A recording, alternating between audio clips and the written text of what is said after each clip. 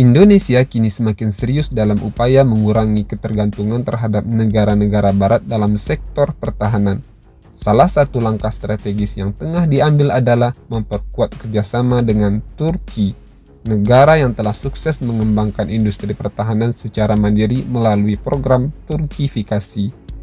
Turkifikasi sendiri adalah strategi yang dijalankan Turki dalam 2 dekade terakhir untuk membangun industri pertahanan nasional yang kuat, mengurangi ketergantungan pada impor senjata, serta mengembangkan teknologi militer canggih melalui produksi dalam negeri. Hasilnya, Turki kini menjadi salah satu eksportir alutsista terbesar di dunia. Bahkan, mereka berhasil menyaingi negara-negara besar dalam industri pertahanan. Indonesia melihat keberhasilan ini sebagai inspirasi dan peluang besar untuk membangun kekuatan militer yang lebih mandiri, bukan sekadar membeli alutsista dari Turki. Indonesia ingin masuk lebih dalam melalui transfer teknologi dan produksi bersama. Salah satu sektor yang kini sedang dibahas secara serius adalah kerjasama dalam pengadaan jet tempur generasi kelima Kaan dan fregat Glass Istif. Pada tanggal 5 Maret lalu, Duta Besar Republik Turki untuk Indonesia telah melakukan kunjungan ke Kementerian Pertahanan RI. Mereka membahas berbagai inisiatif kerjasama di bidang pertahanan. Dalam pertemuan ini, kedua belah pihak membahas peluang transfer teknologi, produksi bersama, serta potensi keterlibatan industri pertahanan Indonesia dalam proyek alutsista strategis Turki. Menurut laporan dari laman resmi PT Dirgantara Indonesia, kerjasama ini mencakup lisensi produksi yang memungkinkan Indonesia untuk memproduksi beberapa komponen Kaan di dalam negeri. Ini adalah langkah besar dalam penguatan industri dirgantara nasional, terutama dalam pengembangan teknologi jet tempur canggih. Banyak yang bertanya, mengapa Indonesia lebih condong ke Turki dibandingkan negara-negara lain seperti Amerika Serikat, Rusia, atau bahkan Korea Selatan? Ada beberapa alasan utama. Pertama, fleksibilitas transfer teknologi. Negara-negara barat sering membatasi akses terhadap teknologi canggih. Sementara itu, Turki lebih terbuka untuk berbagi teknologi dengan mitra strategisnya. Kedua, harga lebih kompetitif. Produk pertahanan Turki dikenal lebih terjangkau dibandingkan alutsista barat, tetapi tetap memiliki kualitas yang bersaing. Ketiga, keberhasilan Turkifikasi. Turki telah membuktikan diri dengan berhasil mengembangkan drone tempur Bayraktar TB2 dan Akinci, bahkan mereka kini memiliki jet tempur generasi kelima Kaan yang siap menantang dominasi barat. Keempat, kemandirian dari embargo.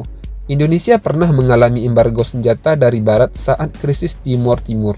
Dengan bekerja sama dengan Turki, Indonesia bisa mengurangi risiko ketergantungan ini.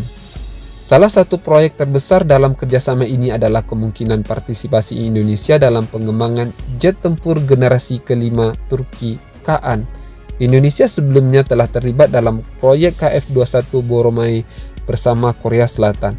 Tetapi proyek ini mengalami berbagai kendala, mulai dari pendanaan hingga akses teknologi yang terbatas.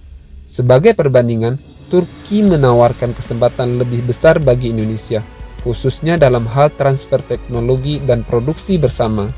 Spesifikasi Kaan, mesin ganda, kecepatan supersonik, teknologi suluman atau stealth, radar ESA dan sistem avionik canggih, mampu membawa berbagai jenis rudal udara ke udara dan udara ke darat.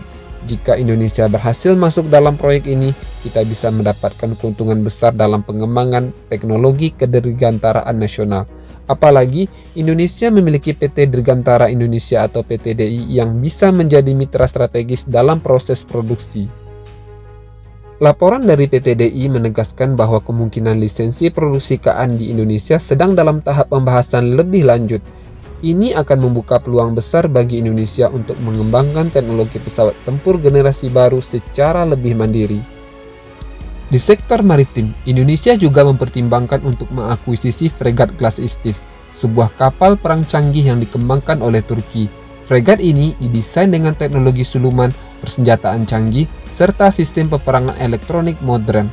Dengan panjang sekitar 113 meter dan bobot 3.000 ton, fregat Istif dilengkapi dengan rudal anti kapal Atmaja, sistem pertahanan udara vertical launch system atau VLS, radar canggih dengan jangkauan luas, kemampuan peperangan elektronik yang mutakhir.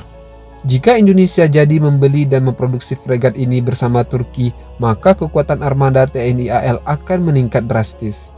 Dengan mengadopsi model Turkifikasi, Indonesia dapat memperoleh berbagai keuntungan strategis antara lain, meningkatkan kemandirian pertahanan, tidak lagi sepenuhnya bergantung pada negara-negara barat yang sering menerapkan embargo, mempercepat modernisasi alutsista.